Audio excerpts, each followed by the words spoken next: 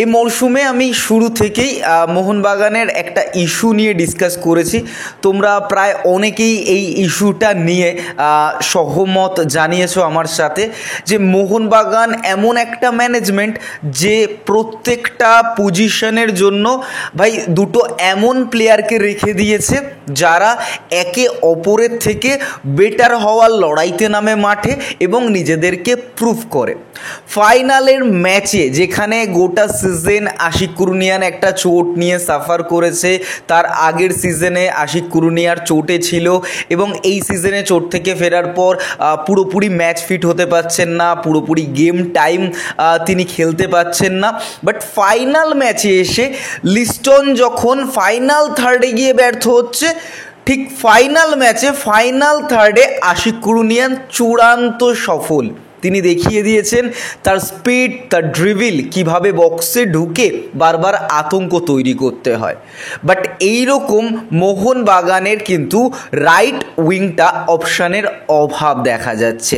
আমরা মনভীর সিংয়ের প্রপার কোনো সাব মোহনবাগান টিমে লক্ষ্য করিনি বা দেখিনি। তো এই জায়গা থেকে আমি বারবার বলছিলাম যে মনভীরের একটা প্রপার সাবস্টিটিউট চলে এলে অবশ্যই মোহনবাগান অশ্বমেধের ঘোড়ার মতো যেভাবে ছুটছে সেভাবে তারা তাদের আনবিটেন রানটাকে কিন্তু ফলো করতে পারবে। তারা আনবিটেন হয়ে পরবর্তীতে যে কোনো টুর্নামেন্টের চ্যাম্পিয়ন হবে।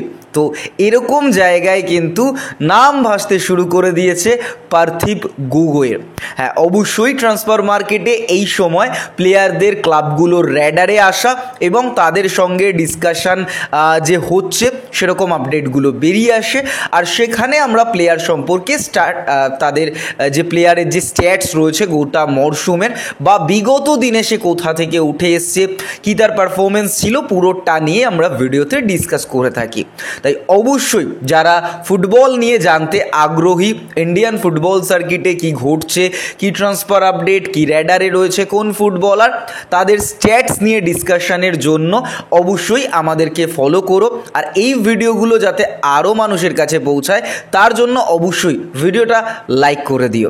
তো প্রথম যে বিষয়টা আসবো পার্থিব গগৈয়ের, সেটা হলো তরুণ ফুটবলার, যেটা মোহনবাগান বারবার করে থাকে যে তারা মোটামুটি 32 বছর হয়ে গেলে 33টা খুব কনসিডার করে নেয়, বাট ইয়ং এভারেজ একটা টিম রাখার চেষ্টা করে।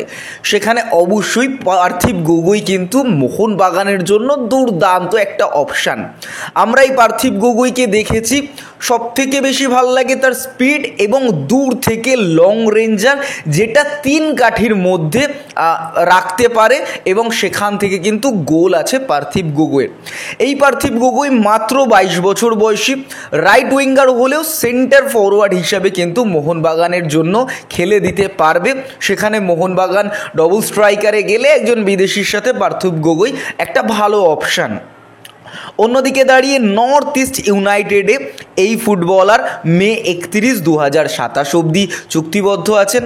বাট ভাই ট্রান্সফার মার্কেটে মোহনবাগান কোনো প্লেয়ারের জন্য নেমেছে, সেই প্লেয়ারের নিতে গিয়ে ট্রান্সফার ফি দিতে হবে, এর জন্য মোহনবাগান পিছিয়ে আসবে। এটা ভাই এই মুহূর্তে জোকের পর্যায়ে চলে গেছে। প্লেয়ারকে তুলে নেবে, তার যদি ম্যানেজমেন্টের কোচের যদি পছন্দ হয় ভাই তুলে নিয়ে চলে আসবে, টাকাটা ম্যাটার করে না মোহনবাগানের জন্য।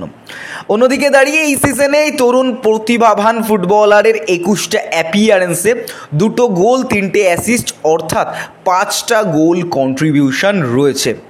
ইন্ডিয়ান অ্যারোস 2 থেকে বা ইন্ডিয়ান অ্যারোসের দ্বিতীয় ক্লাব বা জুনিয়র ক্লাব থেকে উঠে আসা এই ফুটবলার কিন্তু ওজন এফসির আন্ডার 18 খেলেছেন, ইন্ডিয়ান অ্যারোসের মেন টিমে খেলেছেন, নর্থ ইস্টে এই সময় পারফরমেন্স করছেন এবং নর্থ ইস্টে তিনি যখন জয়েন করেছিলেন সেটা ছিল 2022 এবং 19 সেপ্টেম্বর।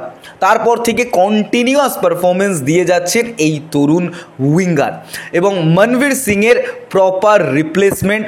চাইলে কিছু কিছু সময় কিন্তু এই ফুটবলারকে অ্যাটাকিং মিডিও হিসাবে ইউজ করা যেতে পারে বা রাইট মিডফিল্ডার হিসাবে ইউজ করা যেতে পারে। আমার ক্ষেত্রে একটা বেস্ট অপশান বা একটা বেস্ট সাবস্টিটিউট মনভীর সিংয়ের পার্থিব গগৈ। তোমাদের কি মতামত অবশ্যই কমেন্ট বক্সে কমেন্ট করে জানাও। দেখা হচ্ছে পরের ভিডিওতে।